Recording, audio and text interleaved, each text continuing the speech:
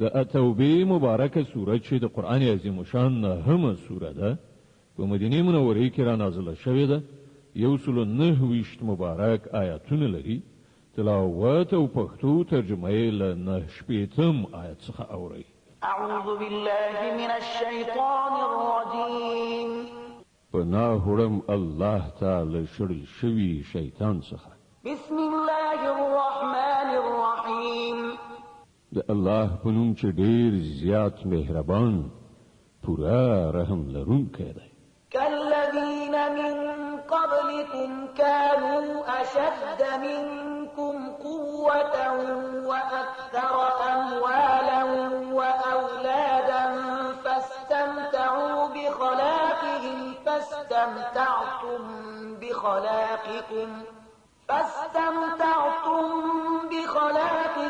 كما استمتع الذين من قبلكم بخلاقهم وخضتم كالذي خاضوا أولئك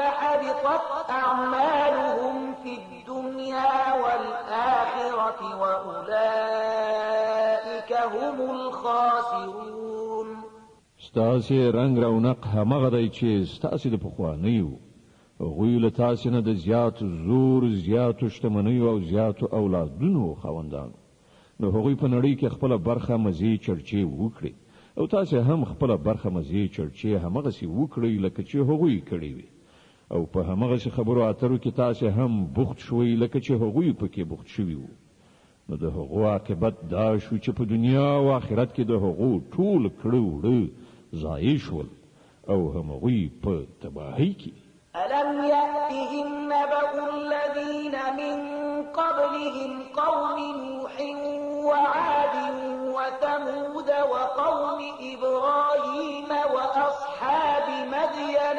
والمؤتفكات أتتهم رسلهم بالبينات فما كان الله ليظلمهم ولكن كانوا أنفسهم يظلمون آیا دې خلکو ته د خپل مخکنیو تاریخ نه دی رسیدلی د نوح د قوم د عادیانو د سمودیانو د ابراهیم د قوم د مدین د خلکو او د هغو کلیو چې نسکور کړای شول د هغو پیغمبرانو هغو ته لښکاره څرګندو نښانو سره راغله بیا دا د الله کار نو چې پر هغو باندې ظلم کړی وای خو هغوی په خپلو ځانونو ظلم کوونکي وو والمؤمنون والمؤمنات بعضهم أولياء بعض يأمرون بالمعروف وينهون عن المنكر ويقيمون الصلاة ويؤتون الزكاة ويطيعون الله ورسوله أولئك سيرحمهم الله إن الله عزيز حكيم مؤمنان نارینه او مؤمنان ښځې دا ټول دی یو بل دوستان دي په ښو چارو امر او له بدیو نه منع کوي لمونځونه قایموي زکات ورکوي او د الله او د هغه د پیغمبر اطاعت کوي دا هغه کسان دي چې پر هغو باندې به د الله رحمت نازلي بشک الله پر ټول بر لاس او د حکمت خاوند دی وعد الله المؤمنين والمؤمنات جنات تجري من تحتها الأنهار خالدين فيها ومساكن طيبة في جنات عدن ورضوان من الله أكبر ذلك هو الفوز العظيم لدغه مؤمنانو نارینه او ښځو سره د الله وعده ده چې دوی ته به داسې باغونه ورکړي چې تر هغو لاندې به ویالې بهیږي او دوی به پکې د تل لپاره اوسي په هغو تل ښېرازه باغونو کې به د دوی لپاره ستره استوګنځی وي او تر هر څه زیات دا چې د الله رضا به ور په برخه وي همدا ستر بری دی يا أيها النبي جاهد الكفار والمنافقين واغلظ عليهم ومأواهم جهنم وبئس المصير. ای پیغمبره، له کافرانو او منافقانو دواړو سره په پوره طاقت مقابله وکړه او له هغو سره ډیر سخت برخورد وکړه. په پای کې د هغو هستوګنځی دوزخ دی او هغه د اوسېدو ډیر ناکاره ځای دی. يحلفون بالله ما قالوا ولقد قالوا كلمة الكفر وكفروا بعد إسلامهم وهموا بما لم ينالوا وما نقموا إلا أن أغناهم الله ورسوله من فضله فإن يتوبوا يك خيرا لهم وإن يتولوا يعذبهم الله عذابا أليما في الدنيا والآخرة وما لهم في الأرض من ولي ولا نصير. دا خلق په خدای باندې قسمونه کوي، وایي چې موږ هغه خبره نه ده کړې، په داسې حال کې چې دوی ارومرو هغه د کفر خبره کړې ده. هغوی له اسلام راوړلو نه وروسته د کفر مرتکب شول او هغوی د هغه څه د کولو اراده وکړه چې وی نشو کړای. د هغو دا ټوله غوسه په دې خبره ده چې الله او د هغه پیغمبر په خپل لورین سره هغوی شتمن کړي. اوس که دوی له خپل دغه کړنچارې نه راوګرځي نو د همدوی لپاره ښه ده، او که دوی راونه ګرځي نو الله به دوی ته ډیره دردناکه سزا ورکړي، هم په دنیا کې او هم په آخرت کې. او په ځمکه کې هیڅ څوک داسې نشته چې د دوی ملاتړ او مرستندوی وي. ومنهم من عاهد الله لئن آتانا من فضله لنصدقن ولنكونن من الصالحين. له دوی نه ځینې داسې هم دي چې هغو له الله سره وعده کړې وه چې که هغه په خپل فضل سره پر موږ لورینه وکړه نو موږ به خیرات ورکړو او نیک عمله وشو. فلما آتاهم من فضله بخلوا به وتولوا وهم معرضون. وکله چې الله په خپل فضل سره هغوی شتمن کړل نو هغوی بخیلي غوره کړه او له خپلې وعدې څخه داسې وګرځېدل چې په هغې باندې پروا قدر نشته. فأعقبهم نفاقا في قلوبهم إلى يوم يلقونه بما أخلفوا الله ما وعدوه وبما كانوا يكذبون. نتیجه داره ووتله چې د هغوی د دې بدلوزي له امله چې له الله سره وکړه او د هغو دروغو له امله چې هغوی وایي الله د هغو په زړونو کې نفاق واچو چې د هغه حضور ته د هغو د وړاندې کېدو تر ورځې پورې به په هغه پسې تګ پرې نږدي. ألم يعلموا أن الله يعلم سرهم ونجواهم وأن الله علام الغيوب. ایا دا خلق په دې نه دي پوهېدلي چې الله ته آن د هغو پټ رازونه او پټې مشورې ښکاره دي او هغه له ټولو غیبي خبرو څخه په پوره ډول خبر دی. الذين يلمزون المطوعين من المؤمنين في الصدقات والذين لا يجدون إلا جهدهم فيسخرون منهم سخر الله منهم ولهم عذاب أليم. هغه پیژني هغه بخیل شتمن چې د هغو مؤمنانو په مالی قربانیو باندې تبصرې کوي چې په خوښه او مینه یې لګوي او په هغو کسانو پورې مسخري کوي چې له هغو سره د خدای په لار کې د لګولو لپاره له دې پرته نور څه نشته چې هغوی پر خپل ځان باندې تکلیف تیروي او لګښت کوي. الله په دې ملنډو وښونکو پورې مسخري کوي او د هغو لپاره دردناکه سزا ده. استغفر لهم أو لا تستغفر لهم إن تستغفر لهم 70 مرة فلن يغفر الله لهم ذلك بأنهم كفروا بالله ورسوله والله لا يهدي القوم الفاسقين. ای پیغمبره که ته داسې خلکو لپاره بخښنه وغواړي او که یې ونه غواړي که ته اویا ځله هم د دوی د بخښنې هیله وکړې نو الله به هغوی هیڅکله ونه بخي ځکه چې هغوی په الله او د هغه په پیغمبر باندې کافر شوي دي او الله فاسقانو ته د رغېدو لاره نه ښیي. فرح المخلفون بمقعدهم خلاف رسول الله وكرهوا أن يجاهدوا بأموالهم وأنفسهم في سبيل الله وقالوا لا تنفروا في الحر قل نار جهنم أشد حرا لو كانوا يفقهون. کوم خلکو ته چې د بیرته پاتې کېدو رخصت ورکړای شوی وو هغوی د الله له پیغمبر سره د ملګرتیا په نه کولو او په کور کې کېناستلو باندې خوشاله شول او دا یې خوښه نشوه چې د الله په لاره کې په سر او مال سره جهاد وکړي. هغوی خلکو ته وویل چې په دې سخته ګرمۍ کې جهاد ته مه وځئ. دوی ته ووایه چې د دوزخ اور له دې نه زیات ګرم دی. کاشکې له هغو سره د دې شعور وای. فليضحكوا قليلا وليبكوا كثيرا جزاء بما كانوا يكسبون.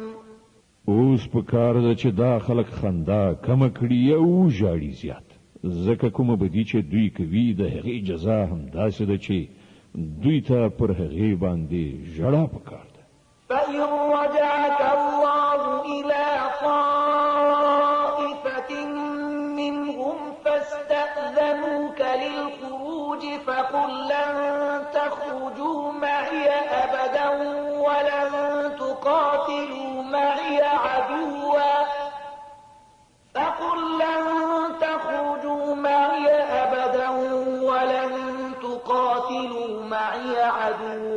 إنكم رضيتم بالقعود أول مرة فاقعدوا مع الخالفين. که الله د هغو منځته تعبیر تر راولي او پراتونکي وخت کې له هغو نه کومه ډله د جهاد لپاره له تا څخه د وتلو اجازه وغواړي نو په ډاګه ورته ووایه چې اوس تاسې له ما سره هیڅکله نشئ تللی او نه زما په ملګرتیا کې له کوم دښمن سره جنګېدی شي. تاسې مخکې ناستی غوره کړی نو اوس په کور ناستو کسانو سره کښېنئ. ولا تصل على أحد منهم مات أبدا ولا تقم على قبره إنهم كفروا بالله ورسوله وماتوا وهم فاسقون. او که په راتلونکي وخت کې له هغو نه څوک ومري د هغه د جنازې لمونځه هم ته هیڅکله مه کوه او مه هیڅکله د هغه پر قبر درېږه ځکه چې هغوی له الله او د هغه له پیغمبر نه انکار کړی دی او هغوی په داسې حال کې مړه شوي دي چې فاسقان. ولا تعجبك أموالهم وأولادهم إنما يريد الله أن يعذبهم بها في الدنيا وتزهق أنفسهم وهم كافرون. د هغو شتمني او د هغو د اولادونو زیاتوالی د تا ونه غولوي. الله خو اراده کړې ده چې د دې مال او اولاد په وسیله هغو ته په دې دنیا کې سزا ورکړي او د هغو ساګانې په داسې حال کې وباسي چې هغوی کافران وي. وإذا أنزلت سورة أن آمنوا بالله وجاهدوا مع رسوله استأذنك أولو الطول منهم وقالوا ذرنا لكم مع القاعدين. کله به چې کومه سوره په دې مضمون نازله شوه چې الله ومني او د هغه د پیغمبر په ملګرتیا کې جهاد وکړي نو تا ولیدل چې کوم خلک چې له هغو څخه د قدرت خاوندانو هغوی له تا څخه دا غوښتنه وکړه چې هغوی دې په جهاد کې له برخې اخیستلو نه معاف کړی شي او هغوی وویل چې موږ پرېږده چې له ناستو کسانو سره پاتې شو. رضوا بأن يكونوا مع الخوالف وطبع على قلوبهم فهم لا يفقهون. هغوی په کور ناستو کسانو کې شاملېدل غوره کړل او د هغو پر زړونو باندې مهر ووهل شو ځکه خو هغوی اوس په هیڅ نه پوهېږي. لكن الرسول والذين آمنوا معه جاهدوا بأموالهم وأنفسهم وأولئك لهم الخيرات وأولئك هم المفلحون. د دې برعکس پیغمبر او هغو کسانو چې له پیغمبر سره ایمان راوړی وو په خپل سر او مال سره جهاد وکړ اوس ټول ښېګڼې د همغو لپاره دي او همغوی بری مندونکي دي. أعد الله لهم جنات تجري من تحتها الأنهار خالدين فيها ذلك الفوز العظيم. الله د هغو لپاره داسې باغونه تیار کړي دي چې تر هغو لاندې ویالې بهیږي په هغو کې به د تل لپاره اوسیږي. دا د ډېر ستر بریالیتوب. د توبې مبارکه سوره چې د قرآن عظیم شان همه سوره ده په مدینه منورې کې را نازله شوې ده 129 آیاتونه لري. تلاوت او پښتو ترجمه یې له 90 آیت څخه اوري.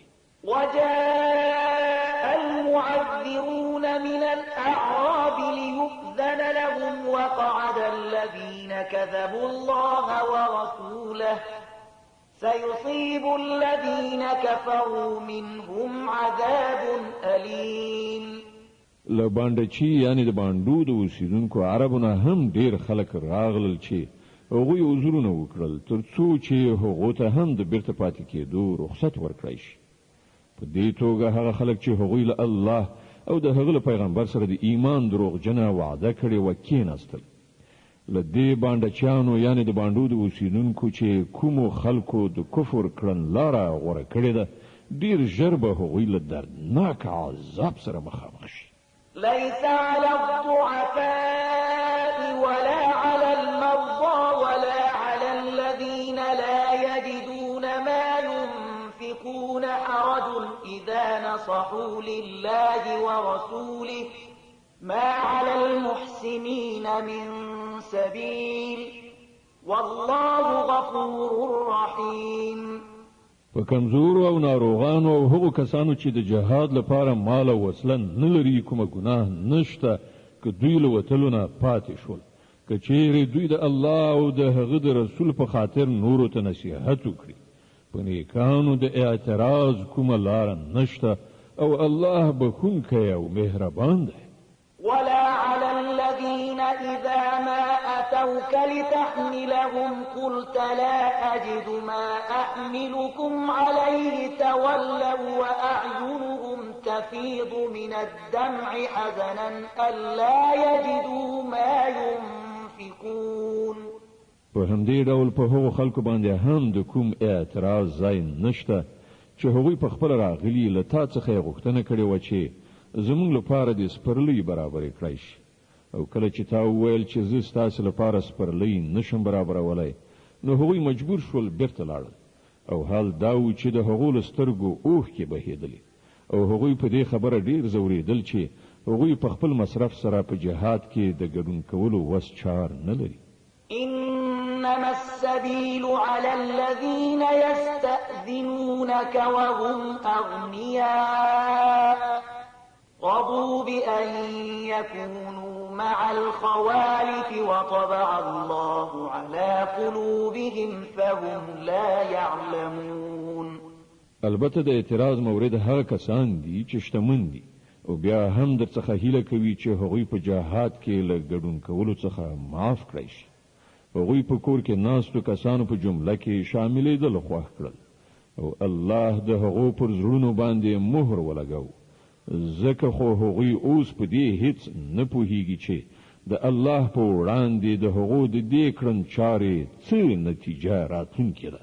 يعتذرون إليكم إذا رجعتم إليهم قل لا تعتذروا لن نؤمن لكم قد نبأنا الله من أخباركم وسيرى الله عملكم ورسوله ثم تردون إلى عالم الغيب والشهادة فينبئكم بما كنتم تعملون.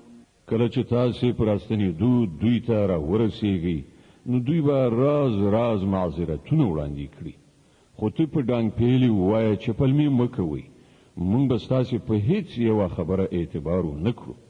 الله ستاسې حالات موږ ته ښکاره کړي دي. اوس به الله او د هغه پیغمبر ستاسې کړنچاره وګوري، بیا به تاسې د هغه ذات لوري ته وروګرځول شئ چې په پټو او ښکاره هر څه باندې پوهېدونکی دی، او هغه به تاسې ته دروښیي چې تاسې څه کول.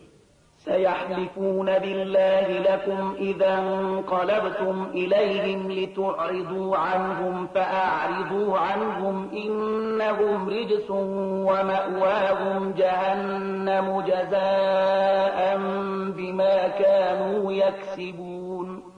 ستاسې د راستنېدو په وخت کې به ستاسې په وړاندې قسمونه وکړي تر څو چې تاسې ورڅخه صرف نظر وکړئ. نو په رښتیا تاسې له دوی نه صرف نظر وکړئ، ځکه چې دوی ناولي دي او د دوی اصلي ځای دوزخ دی چې د دوی د ګټې په بدله کې به ور په برخه شي. يحلفون لكم لترضوا عنهم فإن ترضوا عنهم فإن الله لا يرضى عن القوم الفاسقين. دوی به ستاسې په وړاندې قسمونه وکړي تر څو چې تاسې ورڅخه راضي شئ، په داسې حال کې چې که تاسې له دوی نه راضي هم شئ، خو الله به هیڅکله له داسې فاسقانو څخه راضي نشي.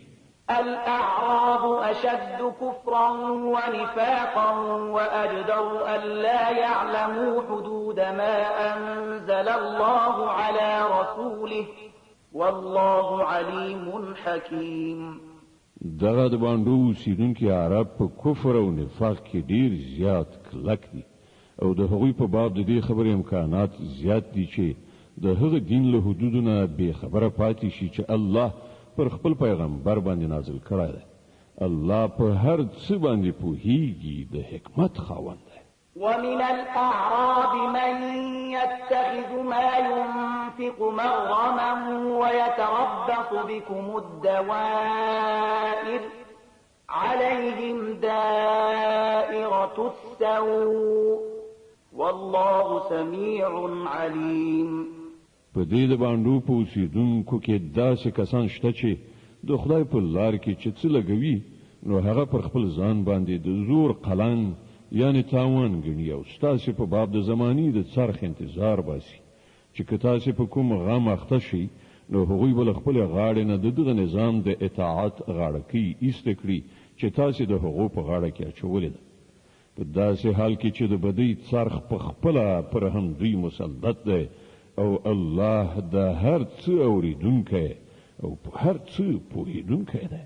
ومن الأعراب من يؤمن بالله واليوم الآخر ويتخذ ما ينفق قربات عند الله وصلوات الرسول ألا إنها قربة لهم سيدخلهم الله في رحمته إن الله غفور رحيم. او له همدې باندې چانو یعنی د باندې د اوسیدونکو نه ځینې خلک داسې هم شته چې په الله او د آخرت په ورځ ایمان لري، او څه چې لګوي هغه الله ته د نږدې کېدو او له پیغمبر نه د رحمت د دعاګانو اخیستلو وسیله ګرځوي. هو هغه ارومرو د هغو لپاره د نږدې والي وسیله ده، او الله به ارومرو هغوی په خپل رحمت کې داخل کړي. په باوري ډول الله تیریدونکی او رحم كونك يا ري. والسابقون الأولون من المهاجرين والأنصار والذين اتبعوهم بإحسان رضي الله عنهم ورضوا عنه وأعد لهم جنات تجري تحتها الأنهار خالدين فيها أبدا ذلك الفوز العظيم. هغه مهاجرین او انصار چې هغوی تر ټولو د مخه د ایمان بلنې ته په لبیک ویلو کې وړاندې شول، دغه راز هغه کسان چې وروسته له ریښتینولۍ سره په هغو پسې راغلل، الله له هغو نه خوښ شو او هغوی له الله نه خوښ شول. الله د هغو لپاره داسې باغونه تیار کړي دي چې تر هغو لاندې به ویالې بهیږي او هغوی به پکې د تل لپاره اوسیږي. همدا ډېر لوی بریالیتوب دی. وممن حولكم من الأعراب منافقون ومن أهل المدينة مردوا على النفاق لا تعلمهم نحن نعلمهم سنعذبهم مرتين ثم يردون إلى عذاب عظيم. ستاسې شاوخوا چې کوم بانډچیان یعنې د بانډو اوسېدونکي اوسېږي له هغو نه زیاتره منافقان دي او په همدې توګه په خپله د مدینې په اوسېدونکو کې هم منافقان شته چې منافقت یې خوی ګرځېدلی دی. ته هغوی نه پیژنې، موږ هغوی پیژنو او موږ به هغو ته 2 ځلې سزا ورکړو، بیا به هغوی د ډېرې سترې سزا لپاره بیرته راوستل شي. وآخرون اعترفوا بذنوبهم خلقوا عملا صالحا وآخر سيئا عسى الله أن يتوب عليهم إن الله غفور رحيم. ځینې نور خلک دي چې هغوی په خپلو ګناهونو اعتراف کړی دی، د هغوی عمل ګډوډ دی، څه ښه دی څه بد، لرې نه ده چې الله پر هغو باندې بیا مهربان شي، ځکه هغه تیریدونکی او رحم کوونکی دی. خذ من أموالهم صدقة تطهرهم وتزكيهم بها وصل عليهم إن صلاتك سكن لهم والله سميع عليم. ای پیغمبره، ته د هغوی له مالونو څخه د صدقې په اخیستلو سره هغوی پاک کړه او د نیکی په لاره کې هغوی وهڅوه او د هغو په حق کې د رحمت دعا وکړه، ځکه چې ستا دعا به د هغو لپاره د ډاډینې وسیله وي. الله هر څه اوري او په هر څه پوهیږي. ألم يعلموا أن الله هو يقبل التوبة عن عباده ويأخذ الصدقات وأن الله هو التواب الرحيم. آیا دې خلکو ته معلومه نه ده چې همغه الله دی چې د خپلو بندگانو توبه قبلوي او د هغو خیراتونو ته منظوري وربخي او دا چې الله ښه معاف کوونکی او رحیم دی؟ وقل اعملوا فسيرى الله عملكم ورسوله والمؤمنون وستردون إلى عالم الغيب والشهادة فينبئكم بما كنتم تعملون. او ای پیغمبر دوی ته ووایه چې تاسې عمل کوئ، الله او د هغه پیغمبر او مؤمنان ټول به وګوري چې ستاسې کړو وړو اوس څه دي، بیا به تاسې د هغه ذات لوري ته ور وګرځول شي چې په پټو او ښکارو هر څه باندې پوهیږي او هغه به تاسې ته دروښیي چې تاسې څه کوئ. وآخرون مرجون لأمر الله إما يعذبهم وإما يتوب عليهم والله عليم حكيم. ځینې نور خلک دي چې د هغو معامله یعنی د هغو توبې مننه د الله په حکم تر اوسه پورې معطل ده، که خوښه شي سزا به ورکړي او که خوښه شي پر هغو باندې به بیا مهربان شي. الله په هر څه باندې پوهیږي او د حکمت څښتن دی. والذين اتخذوا مسجدا ضرارا وكفرا وتفريقا بين المؤمنين وإرصادا لمن حارب الله ورسوله من قبل وليحلفن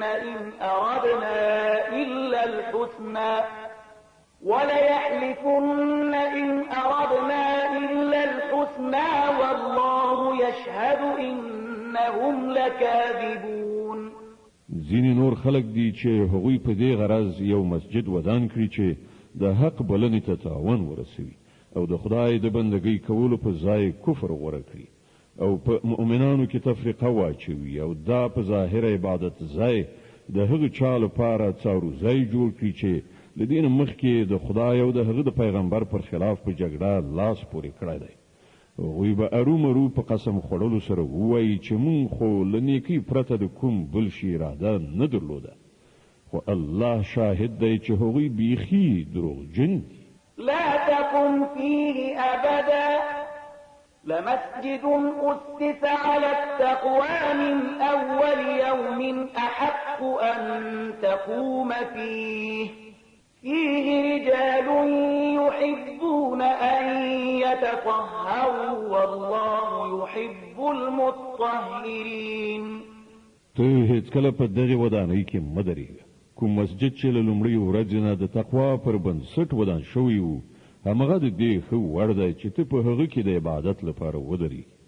په هغه کې داسې خلک دي چې سپېڅلتیا خوښوي او د الله همدغه سپېڅلتیا غوره کوونکي خوښ دي. أفمن أسس بنيانه على تقوى من الله ورضوان خير أم من أسس بنيانه على شفا جرف هار فانهار به في نار جهنم والله لا يهدي القوم الظالمين.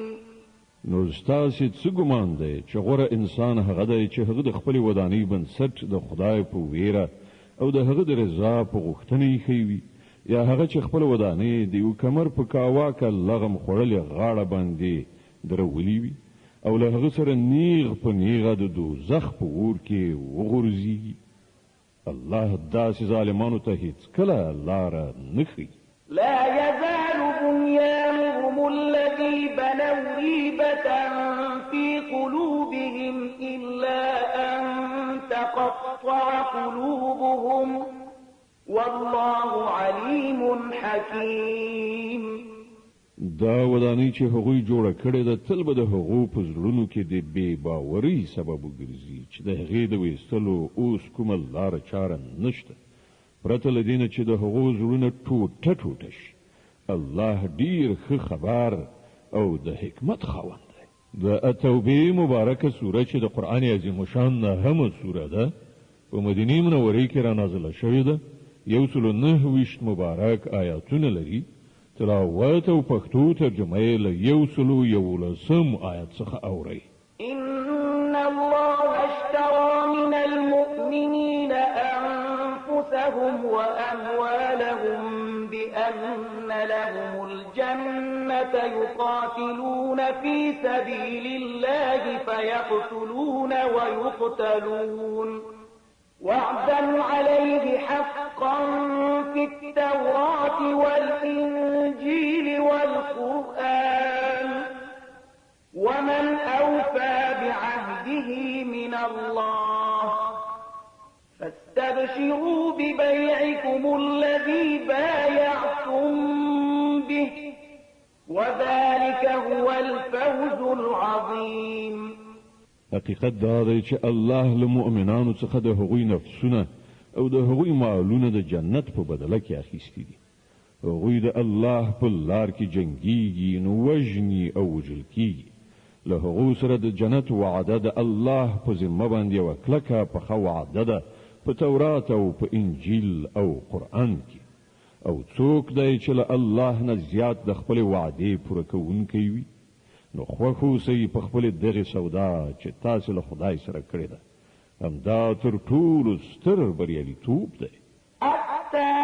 التائبون العابدون الحامدون السائحون الراكعون الساجدون الآمرون بالمعروف والناهون عن المنكر والحافظون لحدود الله وبشر المؤمنين.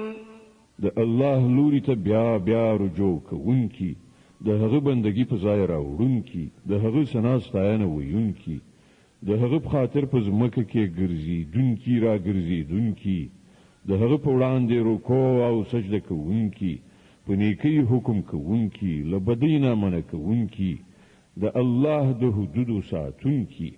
هغه مؤمنان هم دغه شان وي چې له الله سره د راکړې ورکړې دا معامله سرته رسوي. او ای پیغمبره دغه مؤمنانو ته زیری ورکړه.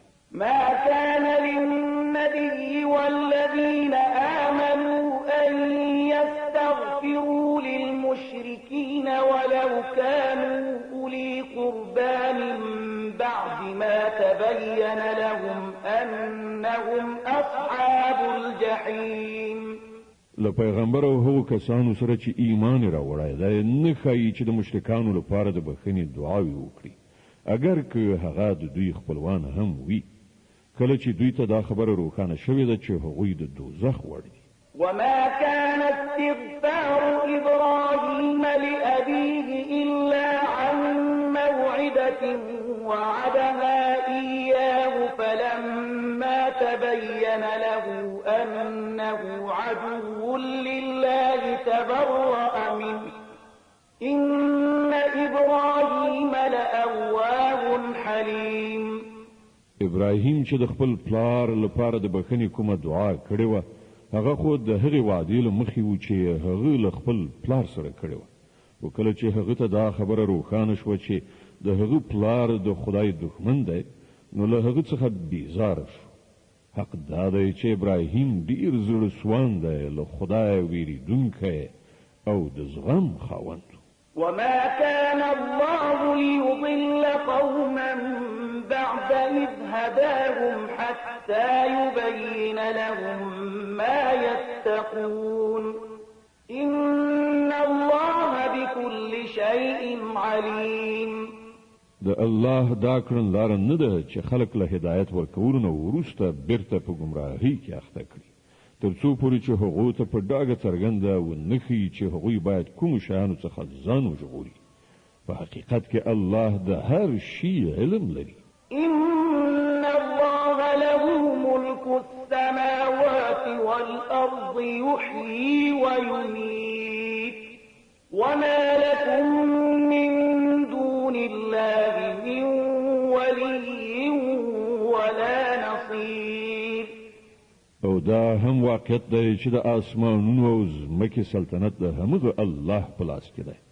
مرګ او ژوند د همغه په واک کې دی او ستاسې هیڅ داسې ملاتړ او مرستندوی نشته چې تاسې له هغه نه وژغورلی شي. لقد تاب الله على النبي والمهاجرين والأنصار الذين اتبعوه في ساعة العسرة من بعد ما كاد يزيغ قلوب فريق منهم ثم تاب عليهم إنه بهم رؤوف رحيم. الله پیغمبر او هغو مهاجرینو او انصارو ته بخښنه وکړه چې هغوی په ډیر تنګ وخت کې د پیغمبر ملګرتیا وکړه که څه هم چې له هغو څخه ځینو زړونه کوږوالي خواته مایل شوي وو خو کله چې هغوی د دې انحراف پیروي ونه کړه بلکې د پیغمبر ملګرتیا یې وکړه نو الله هغوی معاف کړل. بېشکه چې له دغو خلکو سره د هغه چلند د خواخوږۍ او مهربانۍ دی. وعلى الثلاثة الذين خلفوا حتى إذا ضاقت عليهم الأرض بما رحبت وضاقت عليهم أنفسهم وظنوا أن لا ملجأ من الله إلا إليه ثم تاب عليهم ليتوبوا إن الله هو التواب الرحيم. او هغه درې تنه یې هم معاف کړل چې د هغوی معامله ځنډول شوې وه کله چې ځمکه له خپلې ټولې پراختیا سره سره پر هغوی تنګه شوه او د هغوی خپل ځانونه هم په هغو باندې پیټی شول او هغوی دا وګڼله چې له الله څخه د ژغورل کېدو لپاره د پناه کوم بل ځای په خپله د الله د رحمت له لمنې څخه پرته نشته نو الله په خپل مهربانۍ سره د هغو لوري ته رجوع وکړه تر څو چې هغوی د هغه لوري ته راوګرځي په باوري ډول هغه ښه معاف کوونکی او رحم کوونکی دی. يا أيها الذين آمنوا اتقوا الله وكونوا مع الصادقين. اے مؤمنانو له الله نه ویریږئ او د رښتینو خلکو ملګري شئ. ما كان لأهل المدينة ومن حولهم من الأعراب أن يتخلفوا عن رسول الله ولا يرغبوا بأنفسهم عن نفسه ذلك بأنهم إنهم لا يصيبهم ظمأ ولا نصب ولا مخمصة في سبيل الله ولا يطؤون موطئا يبيض الكفار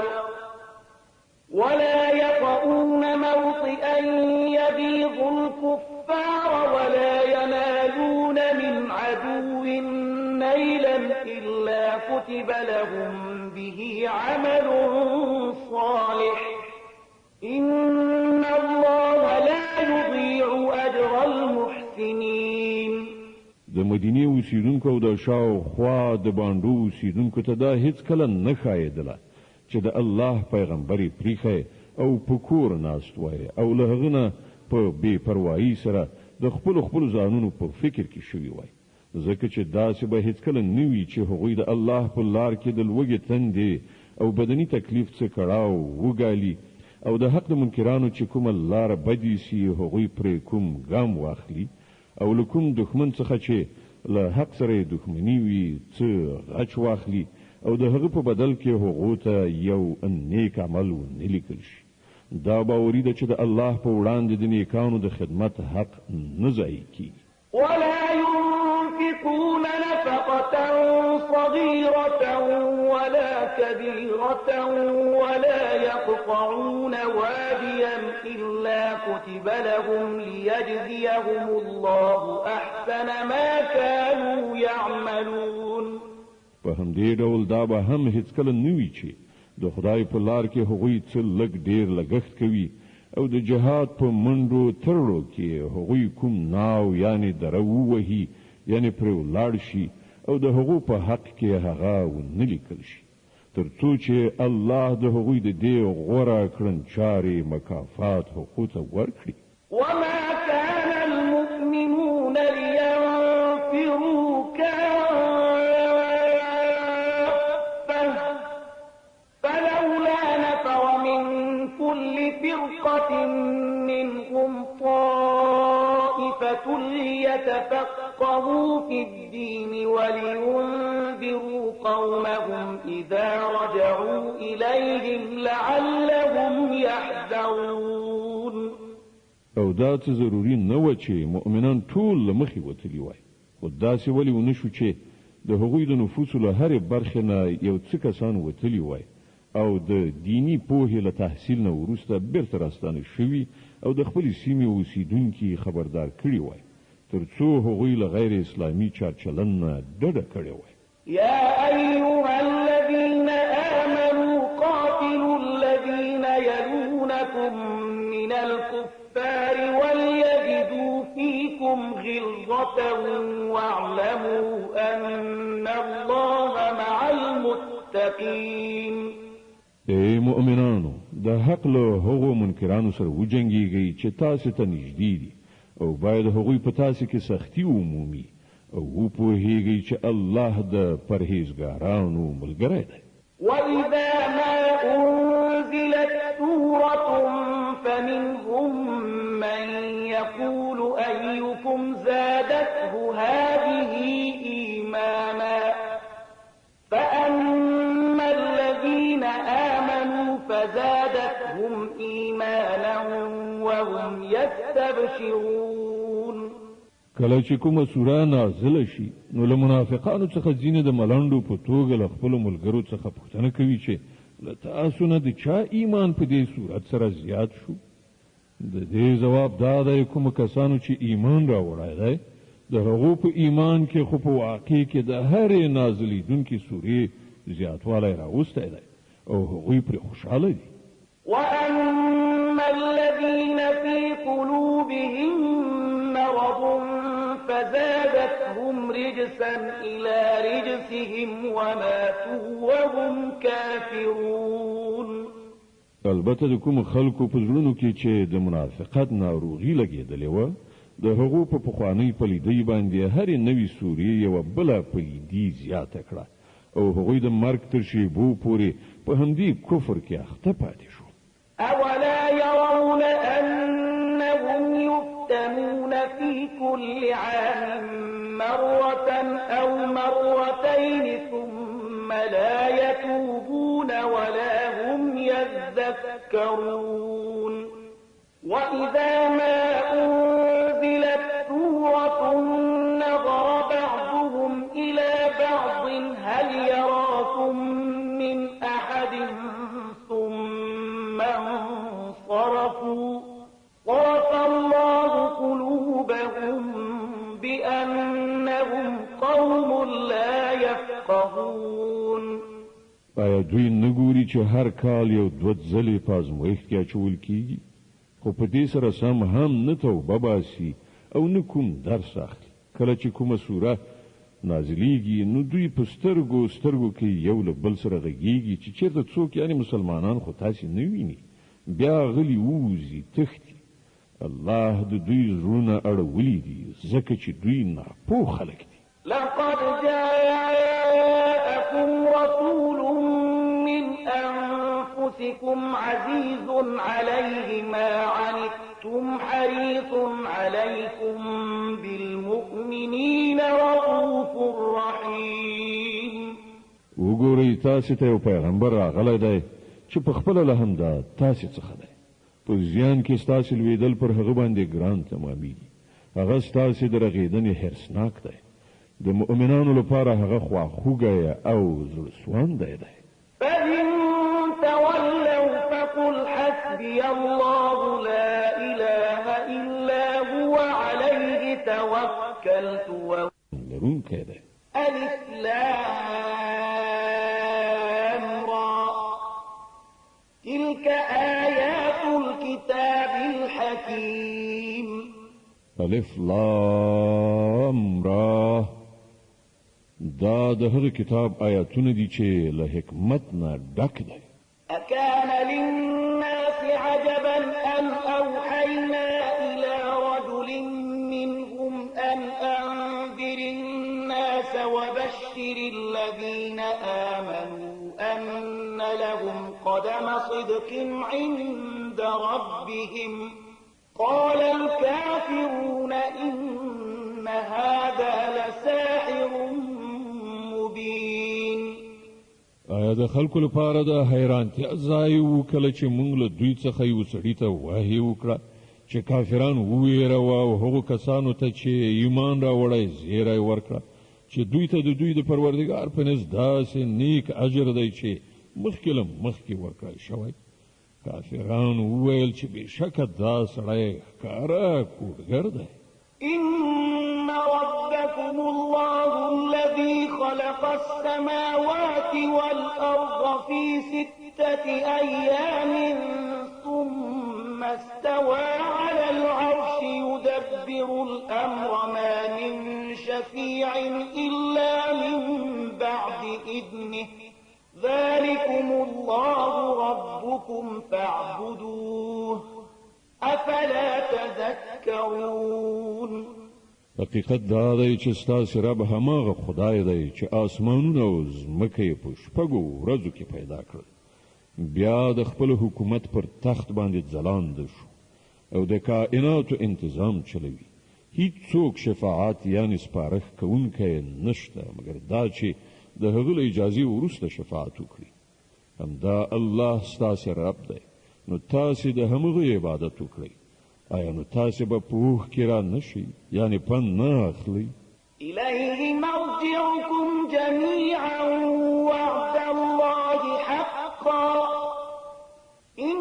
إنه يبدأ الخلق ثم يعيده ليجزي الذين آمنوا وعملوا الصالحات بالقسط والذين كفروا لهم شراب من حميم وعذاب أليم بما كانوا يكفرون د همغه لوري ته ستاسې ټول ورګرځېدل دي دا د الله پخه وعده ده بېشکه پیدایښت همغه پیل کوي بیا به یې همغه دوهم ځل پیدا کړي تر څو کوم خلکو چې ایمان راوړی دی او ښه عملونه یې سرته رسولي دي هغو ته په پوره انصاف سره مکافات ورکړي او کوم کسانو چې د کفر مسلک غوره کړی دی هغوی به د حق د هغه انکار په مجازات کې چې کاوه خوټېدلې اوبه وڅښي او دردناکه سزا به وګالي هو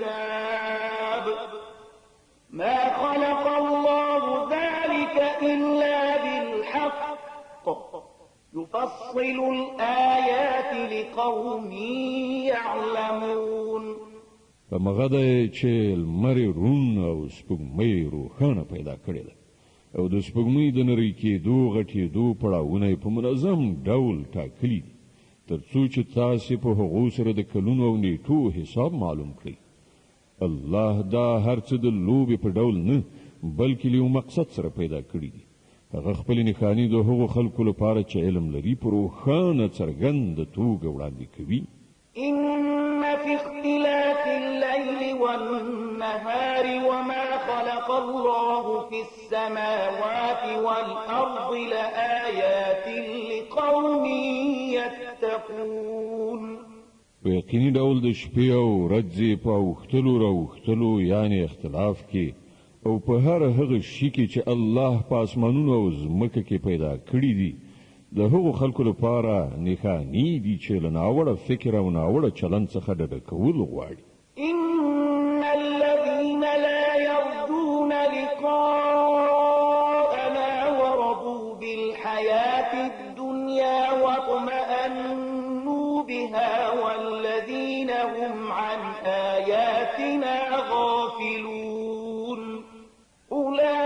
أولئك مأواهم النار بما كانوا يكسبون حقیقت دا دی کوم خلک چې له موږ سره د یو ځای کېدو هیلهمن نه دي او د همدې دنیا په ژوندانه باندې خوښ او ډاډه شوي دي او هغه کسان چې زموږ له نښانو څخه غافل دي د هغو وروستی استوګنځی به دوزخ وي د هغو ناوړو چارو په بدله کې چې هغوی د خپلې دغې ناوړه عقیدې او غلطې کړنلارې له مخې سرته رسولې إن الذين آمنوا وعملوا الصالحات يهديهم ربهم بإيمانهم تجري من تحتهم الأنهار في جنات النعيم او دا هم حقیقت دی چې کوم کسانو چې ایمان راوړی دی یعنی هغه رښتینولۍ منلي دي چې په دې کتاب کې وړاندې کړی شوي دي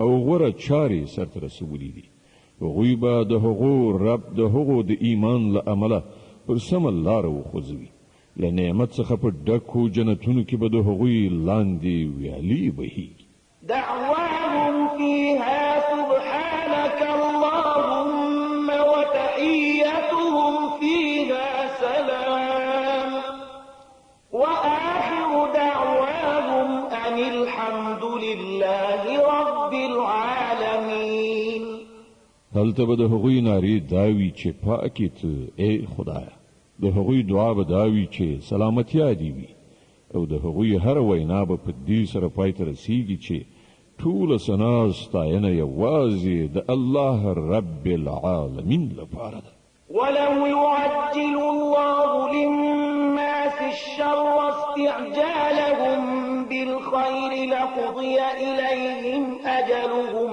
فنذر الذين لا يرجون لقاءنا في طغيانهم يعمهون که چیرته الله له خلکو سره په ناوړه چاره کې هم دومره تلوار کولای لکه څنګه چې د دنیوي ښېګڼې په غوښتنه کې چټکې کوي نو د هغو د کړو وړو فرصت به یو وخت پای ته رسول شوی خو زمونږ دا عادت نه دی ځکه خو مونږ هغو خلکو ته چې له مونږ سره د یو ځای کېدو هیله نه لري په سرغړونه کې د هغو د لالهانده کېدو لپاره ورته فرصت ورکوو وإذا مس الإنسان الضر دعانا لجنبه أو قاعدا أو قائما فلما كشفنا عنه ضره مر كأن لم يدعنا إلى ضر مسه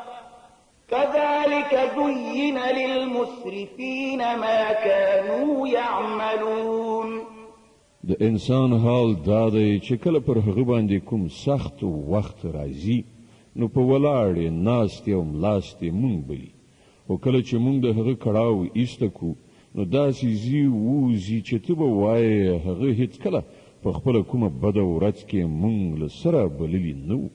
په دې ډول له حده تیري کوونکو لپاره د هغوی کړه وړه ښایسته کړی شوي. ولقد أهلكنا القرون من قبلكم لما ظلموا وجاءتهم رسلهم بالبينات وما كانوا ليؤمنوا كذلك نجزي القوم المجرمين. خلکو موږ له تاسو نه مخکې قومونه هلاک کړل کله چې هغوی د ظلم چلند غوره کړ او د هغو پیغمبرانو هغو ته له ښکاره څرګندو نښانو سره راغلل او هغوی له سره ایمان را نه وړ. په دې ډول موږ مجرمانو ته د هغو جرمونو بدله ورکوو. ثم جعلناكم خلائف في الأرض من بعدهم لننظر كيف تعملون. اوس له هغو نه وروسته موږ تاسې ته په ځمکه کې د هغوی ځای درکړی دی تر څو وګورو چې تاسې څنګه عمل کوئ. وإذا تتلى عليهم آياتنا بينات قال الذين لا يرجون لقاءنا ائت بقرآن غير هذا أو بدله قل ما يكون لي أن أبدله من تلقاء نفسي إن أتبع إلا ما يوحى إلي إني أخاف إن عصيت ربي عذاب يوم عظيم. کله چې دوی ته زموږ روښانه خبرې اورول کیږي نو هغه خلک چې له موږ سره د یو ځای کېدو هیلهمن نه دي وایي چې د ده پر ځای کوم بل قرآن راوړه یا په ده کې څه تعدیل راوله. محمده دوی ته ووایه زما دا کار نه دی چې له خپله ځانه په ده کې څه تعدیل او ترمیم وکړم. زه خو صرف د هغې وحی پیرو یم چې ما ته لیږل کیږي. که زه د خپل رب له امر نه سر وغړوم نو زه د یوې ډېرې هیبتناکې ورځې څخه ویریږم. قل لو شاء الله ما تلوته عليكم ولا أدراكم به فقد لبثت فيكم عمرا من قبله أفلا تعقلون. او وایه که د الله اراده هم دا وای نو ما به دا قرآن تاسې ته هیڅکله نه واورولی او الله به تاسې ته د هغه خبر قدر هم نه وای درکړی. ښه نو ما خو له دې نه مخکې ستاسې په منځ کې یو عمر تیر کړی دی. آیا تاسې له پوهې نه کار نه اخلئ؟ فمن أظلم ممن افترى على الله كذبا أو كذب بآياته إنه لا يفلح المجرمون. نو له هغه نه به غټ ظالم بل څوک وي چې یوه د دروغو خبره له ځانه جوړه کړي د الله لوري ته یې منسوب کړي او یا د الله واقعي آیاتونه دروغ ګڼي. دا باوري ده چې مجرمان هیڅکله نشي بریالي کېدی. ويعبدون من دون الله ما لا يضرهم ولا ينفعهم ويقولون هؤلاء شفعاؤنا عند الله قل أتنبئون الله بما لا يعلم في السماوات ولا في الأرض سبحانه وتعالى عما يشركون. دا خلک له خدایه پرته د هغه څه عبادت کوي چې نه ورته ګټه رسوی شي او نه تاوان وایي چې دا د الله په وړاندې زموږ سپارښتګر دي. محمده دوی ته ووایه آیا تاسې الله له هغې خبرې نه خبروئ چې پر هغې باندې هغه نه په اسمانو کې پوهیږي نه په ځمکه کې. هغه له هغه شرک نه چې دوی کوي پاک دی او لوړ او پورته دی. وما كان الناس إلا أمة واحدة فاختلفوا ولولا كلمة سبقت من ربك لقضي بينهم فيما فيه يختلفون. په ابتدا کې ټول انسانان یو امت شو بیا وروسته هغوی بیلابیلې عقیدې او مسلکونه جوړ کړل او که ستا د پروردګار لخوا لا له پخوا یوه خبره فیصله کړای شوې نه وای نو په کوم شي کې چې هغوی په خپلو منځو کې اختلاف کوي د هغې به پرېکړه شوې وه. ويقولون لولا أنزل عليه آية من ربه فقل إنما الغيب لله فانتظروا إني معكم من المنتظرين. او دا چې هغوی وایي چې په دې پیغمبر باندې د ده د رب له لوري څه کومه اندېښانه ولې نازله نه شوه نو دوی ته ووایه د غیبو څښتنه واکمن خو یوازې الله دی. ښه ده سترګې په لاره اوسئ زه هم له تاسې سره منتظر یم. وإذا أذقنا الناس رحمة من بعد ضراء مستهم إذا لهم مكر في آياتنا قل الله أسرع مكرا إن رسلنا يكتبون ما تمكرون. د خلکو دا حال دی چې له کړاو نه وروسته چې کله مونږ په هغو باندې د رحمت خوند وڅکو نو هغوی سمدلاسه زمونږ د نښانو په باب په دسیسو لاس پورې کوي. دوی ته ووایه الله په خپل چل کې له تاسې نه ډېر تیز دی د هغه په رښتې ستاسې ټول چلونه لیکي. هو الذي يسيركم في البر والبحر حتى إذا كنتم في الفلك وجرين بهم بريح طيبة وفرحوا بها جاءتها ريح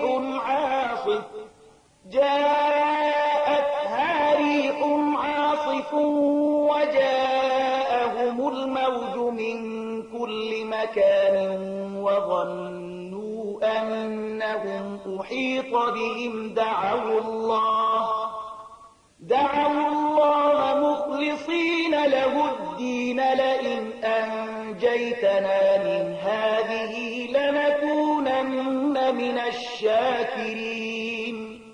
هماغه الله دی چې تاسې په وچه او لمده کې ګرځوي لکه چې کله تاسې په کښتیو کې په سپرېدو په موافق باد سره خوشحاله سوکاله سفر کوئ او بیا په ناڅاپي ډول مخالف توند باد راوالوځي او له هرې خوا نه څپې څپانده کېږي او مسافران انګیري چې په طوفان کې راګیر شول.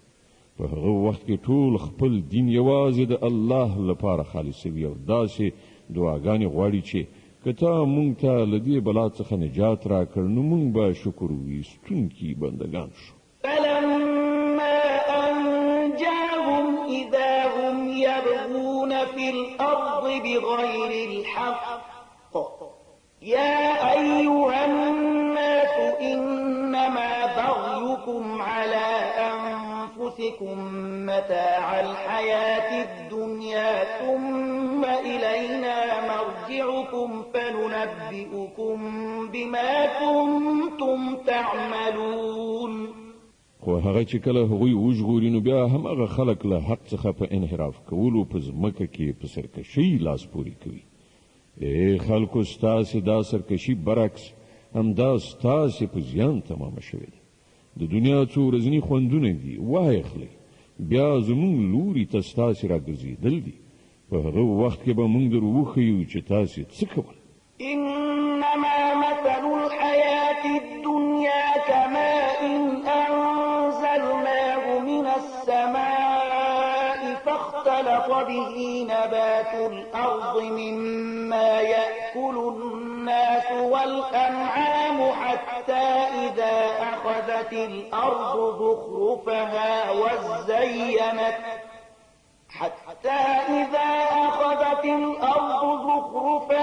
وزينت وظن أهلها أنهم قادرون عليها أتاها أمرنا ليلا أو نهارا فجعلناها حصيدا كأن لم تغن بالأمس كذلك نفصل الآيات لقوم يتفكرون.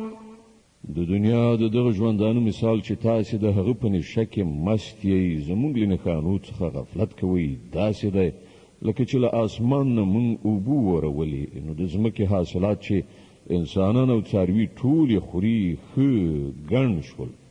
بیا په همغه وخت کې چې د ځمکې خپل پسرلی او کښتونه ښکلي ښایسته پکې ولاړو او د هغې څښتنانو دا ګڼله چې اوس موږ له دې نه په ګټه اخیستلو قادر یو. په ناڅاپي ډول د شپې یا د ورځې زموږ حکم راغی او موږ هغه داسې تالا والا کړل چې ته به وایې پرون هلته له سره څه شی نه و. په دې ډول موږ خپلې نښانې د هغو خلکو لپاره په ډاګه څرګنده وړاندې کوو چې فکر کوونکي پوهېدونکي. والله يدعو إلى دار السلام ويهدي من يشاء إلى صراط مستقيم. تاسو په دې فاني ژوندانه باندې غولېدلي او الله تاسو ته د سلامتیا د کور په لوري بلنه درکوي. لارښوونه د هغه په واک کې ده. چاته چې د هغه خوښه شي سمه لاره ورښيي. للذين أحسنوا الحسنى وزيادة ولا يرهق وجوههم قتر ولا ذلة أولئك أصحاب الجنة هم فيها خالدون. کوم کسانو چې د ښو چارو لاره غوره کړه د هغو لپاره ښېګڼه ده او زیاته مهرباني. د هغو پر مخونو باندې به توروالی او خواري خورا نشي. هغوی د جنت مستحق دي. هلته به هغوی د تل لپاره اوسیږي. والذين كسبوا السيئات جزاء سيئة بمثلها وترهقهم ذلة ما لهم من الله من عاصم كأنما أغشيت وجوههم قطعا من الليل مظلما أولئك أصحاب النار هم فيها خالدون. او کوم خلکو چې د بدیو ګټه کړې ده د هغو چې څنګه بدی ده همغسې بدله به ومومي. خواري به ورباندې مسلط وي. هیڅوک بل الله نه د هغو ژغورونکی نه وي. د هغو پر مخونو باندې به داسې ترږمۍ خوره شوي وي لکه چې د شپې تورې پردې ورباندې غوړېدلې وي.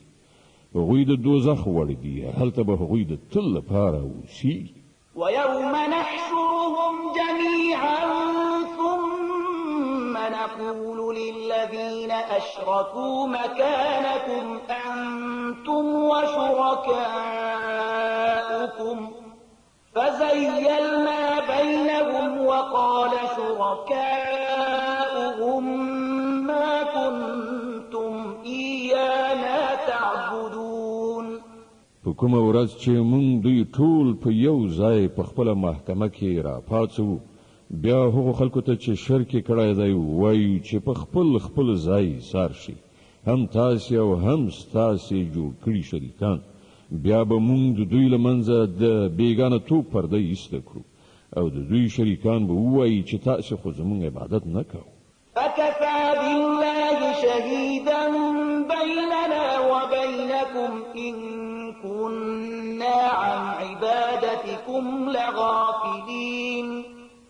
زمونږ او ستاسې په منځ کې د الله شاهدي کافي ده چې که تاسې زمونږ عبادت کوو هم خو موږ ستاسې له دې عبادت نه بیخي بېخبره وو.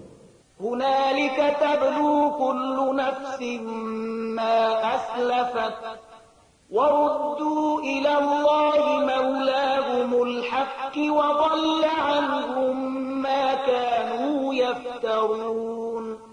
په هغه وخت کې به هر څوک د خپلو کړو وړو خوند وڅکي. ټول به د خپل حقیقي څښتن خواته وروګرځول شي او هغه ټول دروغ چې دوی جوړ کړي وو ورک به شي.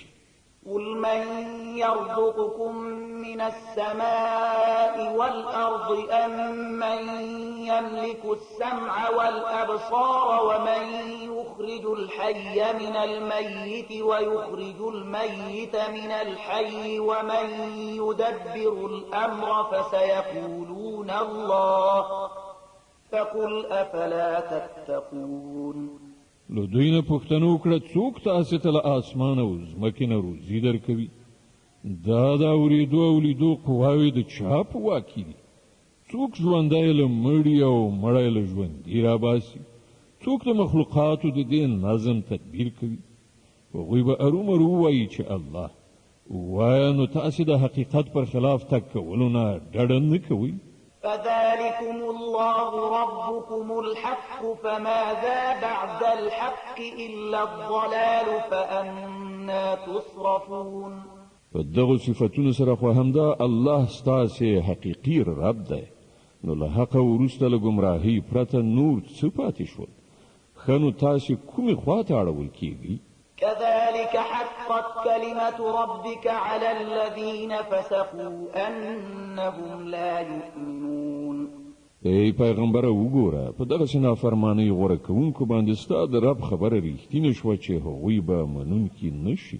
قل هل من شركائكم من يبدأ الخلق ثم يعيده قل الله يبدأ الخلق ثم يعيده فأنا تؤفكون.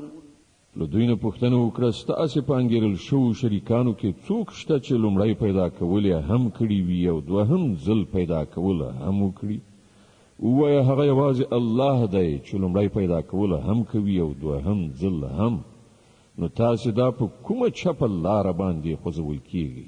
قل هل من شركائكم من يهدي إلى الحق قل الله يهدي للحق أفمن يهدي إلى الحق أحق أن يتبع أم من لا يهدي إلا أن يهدى فما لكم كيف تحكمون. له دوی نه پوښتنه وکړه، ستاسې په ګڼل شوو شریکانو کې څوک داسې هم شته چې د حق لوري ته رهبري کوي؟ ووایه هغه یوازې الله دی چې د حق لارښوونه کوي. ښه نو وښیي څوک چې د حق خواته لارښوونه کوي هغه د دې زیات وړ دی چې د هغه پیروي وشي، یا هغه چې په خپله لاره نه مومي مګر دا چې ورته لاره وښودله شي. ښه نو پر تاسې باندې څه شوي دي؟ څنګه چپه چپه فیصلې کوئ؟ وما يتبع أكثرهم إلا ظنا إن الظن لا يغني من الحق شيئا إن الله عليم بما يفعلون. حقیقت دا دی چې له دوی نه زیاتره خلک یوازې په انګېرنې او ګمان پسې روان دي، په داسې حال کې چې ګمان د حق اړتیا یو بڅره یې هم نه پوره کوي. څه چې دوی کوي الله ورباندې ښه پوهیږي. وما كان هذا القرآن أن يفترى من دون الله ولكن تصديق الذي بين يديه وتفصيل الكتاب لا ريب فيه من رب العالمين. او دا قرآن هغه شی نه دی چې د الله له وحی او ښوونې څخه پرته تصنیف کړی شي، یعنی له الله پرته نورو ته نسبت ورکړی شي، بلکې دا خو د هغه څه چې پخوا راغلي وو تصدیق او د الکتاب تفصیل دی. په دې کې هیڅ شک نشته چې دا د کائناتو د حکم چلوونکي له لوري څخه دی. أم يقولون افتراه قل فأتوا بسورة مثله وادعوا من استطعتم من دون الله إن كنتم صادقين. آیا دوی وایي چې پیغمبر دا په خپله تصنیف کړی دی، یعنی په دروغو خدای ته منسوب کړی؟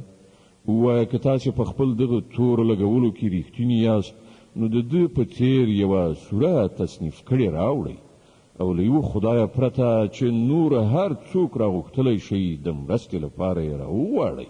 بل كذبوا بما لم يحيطوا بعلمه ولما يأتهم تأويله كذلك كذب الذين من قبلهم فانظر كيف كان عاقبة الظالمين. اصلي خبره دا ده چې کوم شی چې د دوی د علم په احاطه کې نه دی راغلی او د کوم شي راتلونکی چې د دوی تر نظر لاندې نه دی راغلی، دوی هغه ارومرو په اټکلي ډول دروغ وګاڼه. په همدې ډول خو له دوی نه مخکې خلکو هم د دروغو نسبتونه کړي دي. نو وګوره د هغو ظالمانو څه عاقبت شو. ومنهم من يؤمن به ومنهم من لا يؤمن به وربك أعلم بالمفسدين. له دوی نه به ځینې خلک په دې کتاب ایمان راوړي او ځینې به یې ران نه وړي او ستا رب هغه مفسدان ښه پیژني. وإن كذبوك فقل لي عملي ولكم عملكم أنتم بريئون مما أعمل وأنا بريء مما تعملون. که دوی تا دروغجن ګڼي نو ووایه چې زما عمل زما لپاره او ستاسې عمل ستاسې لپاره دی. څه چې زه کوم د هغه له مسؤلیت نه تاسې خلاص یې او څه چې تاسې کوئ د هغه له مسؤلیت نه زه خلاص یم. ومنهم من يستمعون إليك أفأنت تسمع الصم ولو كانوا لا يعقلون. په دوی کې ډېر داسې خلک دي چې ستا خبرې اوري خو آیا ته به کاڼه واوروې که هغوی په هېڅ باندې هم ونه پوهېږي. ومنهم من ينظر إليك أفأنت تهدي العمي ولو كانوا لا يبصرون. له دوی څخه زیاتره کسان دي چې تا ته ګوري خو آیا ته ړندو ته لاره ښیې که هغوی هېڅ نه ویني.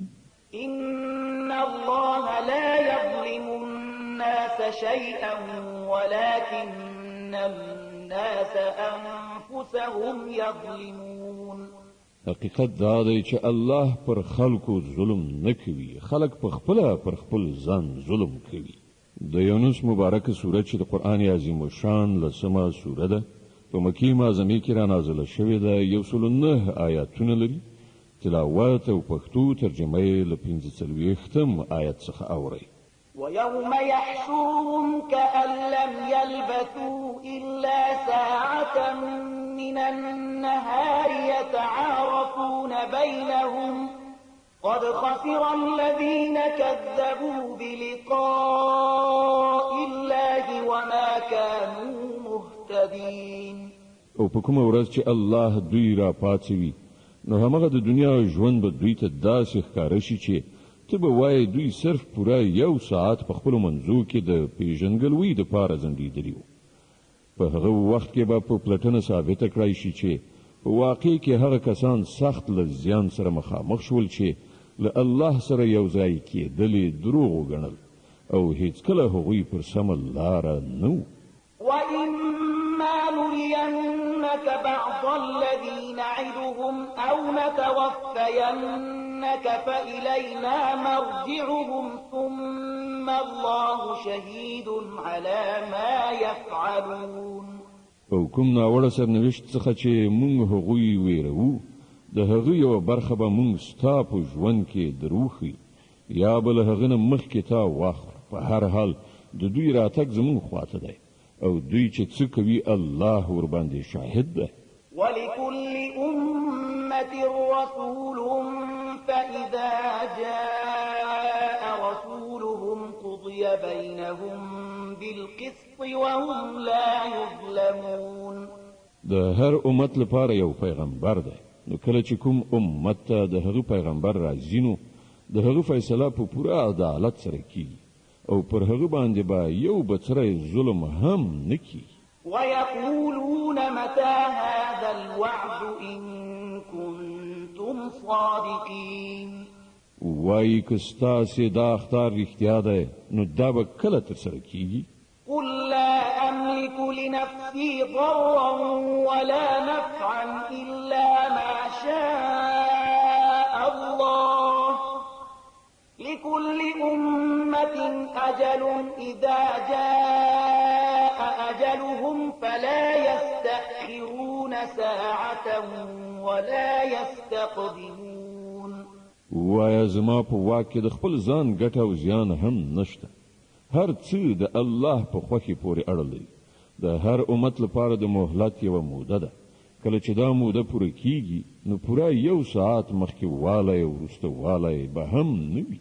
قل أرأيتم أفرأيتم إن أتاكم عذابه بياتا أو نهارا ماذا يستعجل منه المجرمون. دوی ته وایه تاسې کله په دې غور کړی دی چې که د الله عذاب په ناڅاپي ډول د شپې یا د ورځې راشي نو تاسې څه کولی شئ؟ ښه نو دا کوم داسې شی دی چې د هغه لپاره مجرمان تلوار کوي؟ أثم إذا ما وقع آمنتم به الآن وقد كنتم به تستعجلون. آیا کله چې هغه عذاب پر تاسې را پریوزي په همغه وخت کې به یې ومنئ؟ اوس ځان ژغورل غواړئ په داسې حال کې چې تاسې په خپله د هغه د چټک راتلو غوښتنه کوله. ثم قيل للذين ظلموا ذوقوا عذاب الخلد هل تجزون إلا بما كنتم تكسبون. بیا به ظالمانو ته وویل شي چې اوس د ابدي عذاب خوند وڅکئ څه چې تاسې ګټئ د هغه له مجازات نه پرته بله څه بدله تاسې ته درکول کېدی شي. ويستنبئونك أحق هو قل إي وربي إنه لحق وما أنتم بمعجزين. بیا پوښتنه کوي آیا په واقعي ډول دا رښتیا دي چې ته یې وایې؟ ووایه زما پر رب باندې قسم دا بیخي رښتیا دي او تاسې دومره زور نه لرئ چې د هغه د منځته راتګ مخه ونیسئ. ولو أن لكل نفس ظلمت ما في الأرض لافتدت به وأسروا الندامة لما رأوا العذاب وقضي بينهم بالقسط وهم لا يظلمون. او له هر هغه چا سره چې ظلم یې کړی دی د ځمکې د مخ شتمني هم وي نو له هغه عذاب نه د ژغورل کېدو لپاره به په جریمه کې د هغې ورکولو ته حاضر شي. کله چې دا خلک هغه عذاب وګوري نو په زړه زړه کې به پښیمانه شي خو د هغو په منځ کې به په پوره عدالت سره پریکړه وشي. هیڅ ظلم به پر هغو باندې نه وي. ألا إن لله ما في السماوات والأرض ألا إن وعد الله حق ولكن أكثرهم لا يعلمون. واوري په اسمانونو او ځمکه کې چې هر څه دي د الله دي. واوري د الله وعده رښتیا ده خو زیاتره انسانان نه پوهیږي. هو يحيي ويميت وإليه ترجعون. هماغه ژوند بخي او هماغه مرګ ورکوي او د همغه په لوري ستاسې ټولو ورګرځېدل دي. يا أيها الناس قد جاءتكم موعظة من ربكم وشفاء لما في الصدور وهدى ورحمة للمؤمنين. ای خلکو تاسې ته ستاسې د رب له لوري نصیحت راغلی دی. دا هغه شی دی چې د زړونو د ناروغیو شفا ده او د مؤمنانو لپاره هدایت او رحمت ده. قل بفضل الله وبرحمته فبذلك فليفرحوا هو خير مما يجمعون. ای پیغمبره ووایه چې دا د الله فضل او د هغه مهرباني ده چې دا شی واستو په دې باندې خو باید خلک خوشحالي وکړي. دا له ټولو هغو شیانو څخه ډېر غوره دی چې خلک یې راغونډوي. قل أرأيتم ما أنزل الله لكم من رزق فجعلتم منه حراما وحلالا قل الله أذن لكم أم على الله تفترون. ای پیغمبره دوی ته ووایه تاسې کله په دې کې فکر کړی دی چې کومه روزي چې الله تاسې ته راکوزه کړې وه له هغې تاسې په خپله ځینې حرام او ځینې حلال وګرځول. له دوی نه پوښتنه وکړه الله تاسې ته د دې اجازه درکړې وه او که تاسې پر الله باندې دروغ تړئ.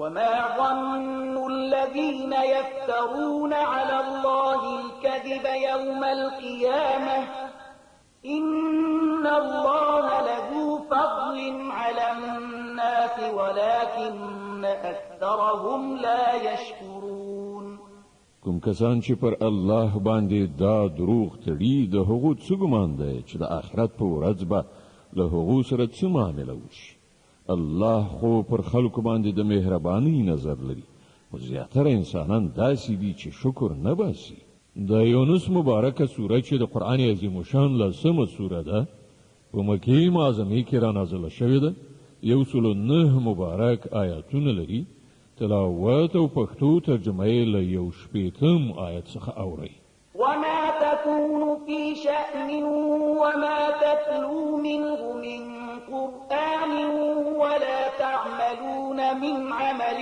إلا كنا عليكم شهودا إذ تفيضون فيه وما يعزب عن ربك من مثقال ذرة في الأرض ولا في السماء ولا أصغر من ذلك ولا أكبر إلا في كتاب مبين ای پیغمبره ته چې په هر حالت کې اوسې او له قرآن نه چې هر څه اوري او ای خلکو تاسې هم چې څه کوئ د هغو ټولو په دوران کې مونږ تاسې ګورو هیڅ د یو بڅري په اندازه شی په اسمان او ځمکه کې داسې نشته نه وړوکی نه غټ چې ستا د پروردګار له نظره پټ وي او په یو روښانه دفتر کې درج نه وي ألا إن أولياء الله لا خوف عليهم ولا هم يحزنون الذين آمنوا وكانوا يتقون واوري څوک چې د الله دوستان دي ایمان راوړی دی د تقوا کړنلاره غوره کړې ده پر هغو باندې کومه ویره او کړاو نشته لهم البشرى في الحياة الدنيا وفي الآخرة لا تبديل لكلمات الله ذلك هو الفوز العظيم د دنیا او آخرت دواړو په ژوندانه کې د هغو لپاره زیری دی د الله خبرې نشي بدلیدلی همدا لوی بریالیتوب دی ولا يحزنك قولهم إن العزة لله جميعا هو السميع العليم ای پیغمبره دا خلک چې په تا پورې کومې خبرې تړي هغه دې تاون نه زوروي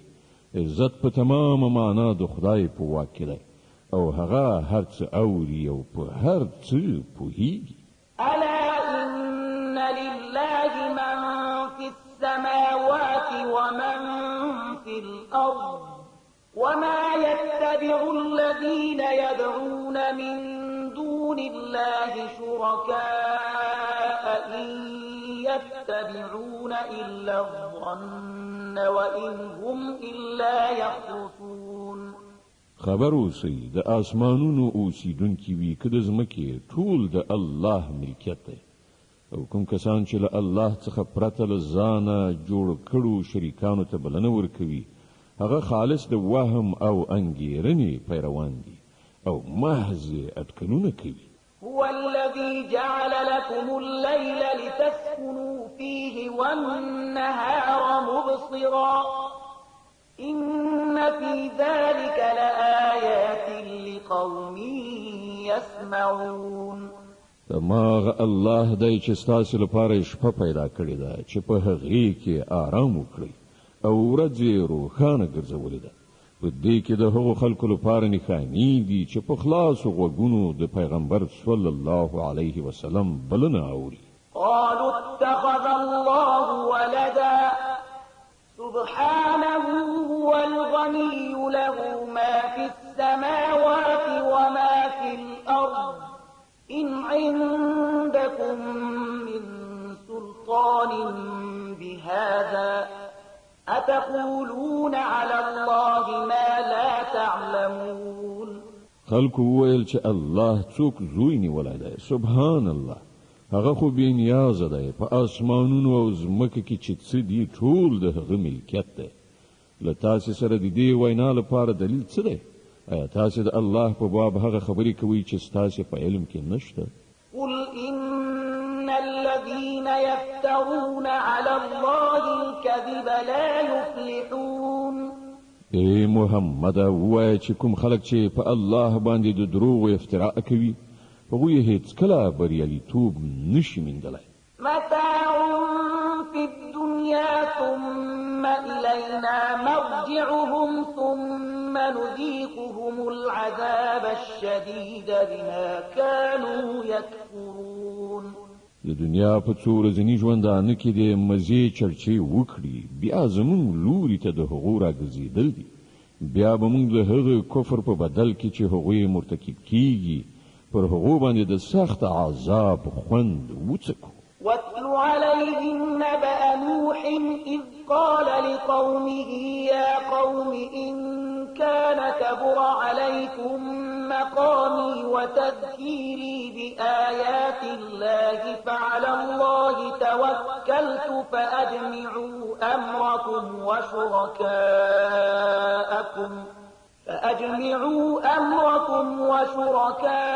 وشركاءكم ثم لا يكن أمركم عليكم غمة ثم اقضوا إلي ولا تنظرون.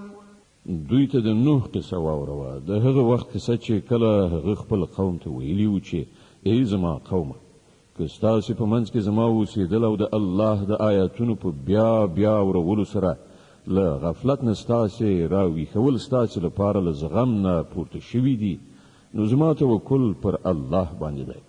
تاسې د خپلو انګېرلو شریکانو په ملګرتیا سره یوه پریکړه وکړئ او هر څه پلان چې ستاسې په نظر کې وي پر هغه ښه فکر غور وکړئ تر څو چې د هغه کوم اړخ ستاسې له نظره پټ پاتې نشي. بیا زما پر خلاف هغه عملي کړئ او ما ته هیڅ کله مهلت مه راکوئ. صدق الله العظيم. الله ستر رښتیا ویونکی دی.